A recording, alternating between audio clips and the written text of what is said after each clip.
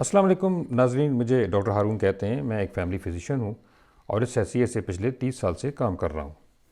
नाज़रीन, बज़ाहिर आम सी नज़र आने वाली चीज़ सिरका बिल्कुल भी मामूली नहीं है। ये ना सिर्फ जिस्म की चर्बी को कम कर देता है बल्कि भूख को भी घटा देता है, जिस्म की सोजिश को कम करता, इंसुलिन की हसासियत यानी सेंसिटिविटी को बढ़ा देता है। इसके अलावा ये जिस्म के जो पावर स्टेशन हैं जिनको माइटोकॉन्ड्रिया कहते हैं, उसमें मौजूद मेटाबॉलिक स्विच जिसको एएमपी काइनेज एक एंजाइम की शक्ल में होता है, उसको ऑन कर देता है, जिससे फैट बर्निंग की स्पीड बहुत तेज़ हो जाती है, ऑक्सीजन ज़्यादा इस्तेमाल होती है, फैट और ग्लूकोज की जो बर्निंग है वो बढ़ जाती है, एनर्जी प्रोडक्शन बढ़ जाती है, जिससे वज़न कम हो जाता है। ये खाना खाने के बाद ग्लूकोज की स्पाइक को भी कम कर देता है। इसके अलावा ये मैदा खाली होने की स्पीड को कम करता है, जिससे कार्बोहाइड्रेट्स बहुत तेज़ी से ग्लूकोज में कन्वर्ट नहीं होते, ये ग्लूकोज नहीं बढ़ता। 2023 में की गई एक study frontiers in clinical diabetes and health care में छपी थी। उसके मुताबिक एक बहुत दिलचस्प बात ये देखी गई कि ये ख़ास तौर पे जो शुगर के मरीज़ होते हैं उनमें ग्लूकोज की स्पाइक को 35% और इंसुलिन की स्पाइक को 25% तक कम कर देता है। अब ये जिस्म में किस तरीके से ग्लूकोज की स्पाइक को कम करता है, उसमें सबसे पहला तरीका ये है कि ये आंतों में मौजूद अल्फ़ा एमाइलेज और अल्फ़ा ग्लूकोसाइडेज एंजाइम्स और इसके अलावा मुंह में मौजूद सलाइवरी एंजाइम्स को ब्लॉक कर देता है, जिसकी वजह से ग्लूकोज की स्पाइक नहीं होती। इसके अलावा ये जो हमारे मसल्स होते हैं जिस्म के, ख़ास तौर पर जो बड़े मसल्स हैं, उनमें कुछ रिसेप्टर्स होते हैं जिनको FFAR2 और 3 कहा जाता है, उनको एक्टिवेट कर देता है, जिसकी वजह से मसल्स के अंदर मौजूद GLUT4 प्रोटीन एक्टिव होती है जो इंसुलिन को रिस्पॉन्ड करती है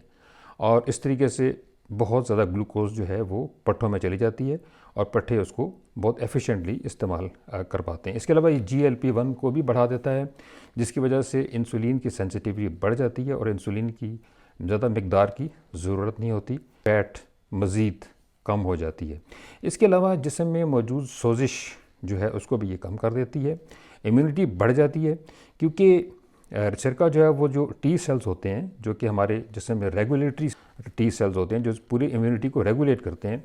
वो बहुत बढ़ जाते हैं। इसके अलावा साइटोकाइंस जो सोजिश को बढ़ाने वाले मुख्तलिफ मार्कर्स हैं, उनमें TNF अल्फ़ा, IL-6 और CRP वो भी कम हो जाते हैं। नाज़रीन, इसके अलावा सिरका माइटोकॉन्ड्रिया में फ़ैट ऑक्सीडेशन को बढ़ा देता है और ग्लूकोज अपटेक को भी बढ़ाता है, जिससे एनर्जी प्रोडक्शन में मदद मिलती है, एनर्जी ज़्यादा पैदा होती है। इसके अलावा जिगर से जो शुगर यानी ग्लूकोज का अखराज है खून में जाने का, वो भी कम हो जाता है। जिगर में मौजूद फ़ैट भी कम हो जाती है और कोलेस्ट्रॉल भी कम हो जाता है,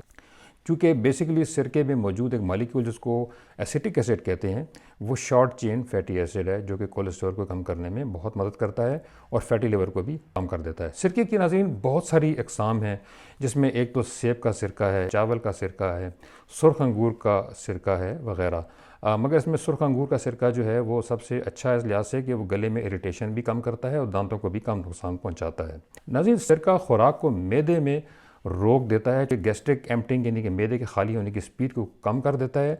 जिसकी वजह से जो खुराक में मौजूद विटामिन होते हैं और मिनरल्स होते हैं, जिसमें मुख्तलिफ मिनरल्स हैं जैसे मैंगनीज़ है, मैग्नीशियम है, जिंक है, कैल्शियम है, विटामिन B12 है और आयरन है, ये तमाम के तमाम जो हैं वो बहुत अच्छे तरीके से हज़म होते हैं। इसके अलावा डाइजेस्टिव एंजाइम अपना काम बहुत अच्छे तरीके से कर पाते हैं। इसके अलावा सेब का सिरका है, अगर उसको रॉ तरीके से इस्तेमाल किया जाए यानी कि उसको प्योर फॉर्म में इस्तेमाल किया जाए, उसको फ़िल्टर न ज़्यादा किया जाए, तो उसमें बहुत सारे फाइटोन्यूट्रिएंट्स होते हैं जो कि आंतों में मौजूद बैक्टीरिया की ग़िज़ा बनते हैं और बैक्टीरिया इनको B कॉम्प्लेक्स में कन्वर्ट करते हैं और इसके साथ ये भी फ़ायदा भी होता है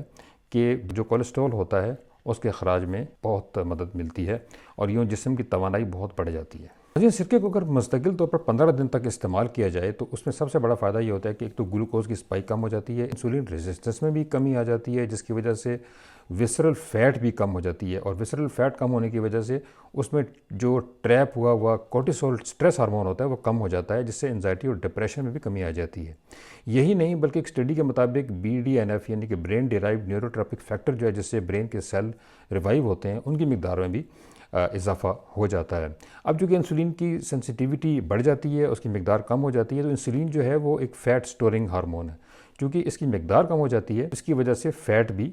कम हो जाती है। इसी स्टडी के मुताबिक जो गुड कोलेस्ट्रॉल है, जिसको एचडीएल कहते हैं, उसकी मकदार बढ़ जाती है, और ऑक्सीडाइज्ड और बैड कोलेस्ट्रॉल, जिसको एलडीएल कहते हैं, वो भी कम हो जाता है। इसके अलावा टोटल कोलेस्ट्रॉल और ट्राइग्लिसराइड में काफ़ी हद तक कमी आ जाती है, और इसी स्टडी के मुताबिक तकरीबन 40% तक कमी हो जाती है। नाज़रीन, सिरके के मतलब कि गलतफहमी ये पाई जाती है कि इससे एसिडिटी होती है।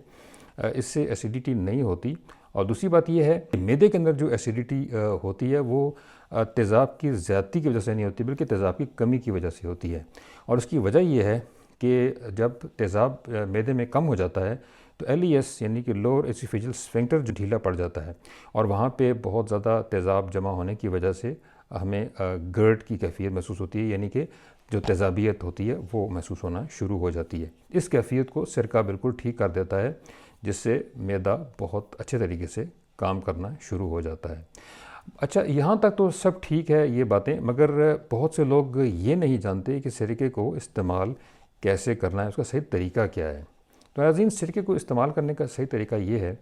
कि जब आप कोई खाना खाने लगते हैं, जैसे कोई बड़ा खाना, जैसे फ़ॉर एग्ज़ाम्पल अगर आप डिनर करते हैं या आप दोपहर का खाना खाने लगते हैं, तो उसके तकरीबन 20 मिनट पहले आप 1 चम्मच सिरका, बड़ा चम्मच जो होता है चाय वाला, वो 1 गिलास पानी में डाल के उसको पी सकते हैं। उसके पीने के बाद आप खाना खाएंगे, और उसमें हो सकता है कि आप कार्बोहाइड्रेट भी इस्तेमाल करें, तो उससे जो ग्लूकोज स्पाइक और इंसुलिन स्पाइक है, उसमें बतदरीज जो है वो कमी आ जाती है, और बिलतरतीब उनके अंदर 30 और 20% कमी होती है स्टडी के मुताबिक। इसके अलावा जो खून की नालियां हैं वो भी बहुत हद तक साफ़ हो जाती हैं। उसकी वजह यह है कि जो ऑक्सीडाइज्ड LDL है उसकी मकदार बहुत कम हो जाती है, और ऑक्सीडाइज्ड LDL जो है ये वही LDL है कि जो खून की नालियों के जो सेल्स होते हैं, जिसको एंडोथेलियम कहते हैं, उसको ये डैमेज करते हैं। माइटोकॉन्ड्रियल डिसफंक्शन है, उसके अंदर भी बहुत ज़्यादा कमी आ जाती है, क्योंकि उसका मेटाबॉलिज्म भी तेज़ हो जाता है। उसके अंदर ग्लूकोज और फैट की कंजम्पशन है वो बहुत हद तक बेहतर हो जाती है, जिससे माइटोकॉन्ड्रिया की तादाद भी बढ़ जाती है, और वो अपना काम भी बहुत बेहतर तरीके से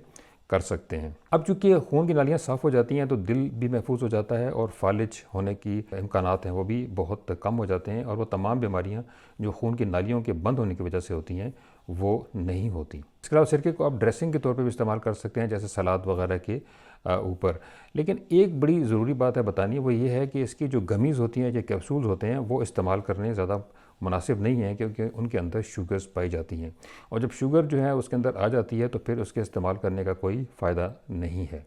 नाज़रीन, आज की वीडियो अगर आपको अच्छी लगी हो तो इसको सब्सक्राइब करें, इसको ज़्यादा से ज़्यादा लाइक करें और शेयर करें, ताकि इन्फॉर्मेशन ज़्यादा से ज़्यादा लोगों तक पहुँचे। मैं उन तमाम लोगों की मोहब्बत का, उनकी हौसला अफजाई का बहुत शुक्रिया अदा करता हूँ, जिन्होंने मुझे इतने खूबसूरत, इतने प्यारे मैसेजेस भेजे हैं। इसमें पूरी दुनिया से लोगों ने मैसेज भेजे हैं, और मैं तमाम लोगों का बहुत मशकूर हूँ। इसी तरीके से अगर आप हौसला अफजाई करते रहेंगे तो इंशाल्लाह मैं इससे अच्छी और इससे मज़ीद बेहतर इन्फॉर्मेशन आप तक लेके आऊँगा।